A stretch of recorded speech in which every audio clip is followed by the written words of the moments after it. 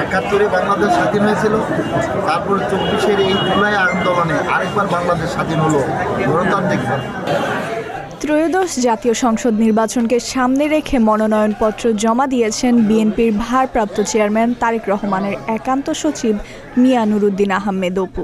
শরীয়তপুর ৩ আসন থেকে ধানের শীষ নিয়ে লড়বেন এ প্রার্থী। সবাইকে ধন্যবাদ। আপনারা ডেমুরা উপজেলা সহকারী রিটার্নিং অফিসারের কার্যালয়ে রবিবার দুপুরে তিনি মনোনয়নপত্র জমা দেন। ওই সময় স্থানীয় বিএনপির নেতাকর্মীরা উপস্থিত ছিলেন। মনোনয়ন জমাকে কেন্দ্র করে তাদের মধ্যে ব্যাপক উৎসাহ উদ্দীপনা দেখা গিয়েছে।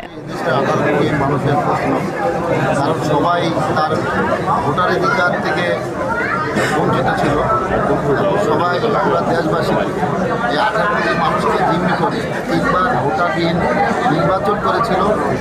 আজকের এই দিনে আমাদের যারা নতুন ভোটার হয়েছে এবং যারা আগের ভোটার ছিল, এই 18 কোটি জনগণের মধ্যে যে 5 লাখ ভোটার ফিরে পেয়েছে, তার মাধ্যমে বোঝা যাচ্ছে যে মানুষের মধ্যে এই ভোটের অধিকার প্রতিষ্ঠার যে আকাঙ্ক্ষা, যে আকুতি ছিল, যে আকুতিটা আজকে স্বাধীন বাংলাদেশে 71-এ বাংলাদেশ স্বাধীন হয়েছিল, তারপর 24-এর এই জুলাই আন্দোলনে আরেকবার বাংলাদেশ স্বাধীন হলো গণতান্ত্রিকভাবে। এই গণতান্ত্রিক অগ্রযাত্রাটা যাতে নষ্ট না হয়, সেই জন্য বাংলাদেশ জাতীয়তাবাদী দল বিএনপি এই নির্বাচনে অংশগ্রহণ করে গণতান্ত্রিক ব্যবস্থাকে সুদৃঢ় করার পথে যেই পথ চলা, সেটাকে আরও বাড়িয়ে দিতে চায়।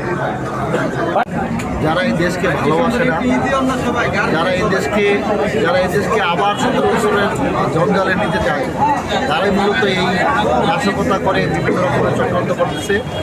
আমরা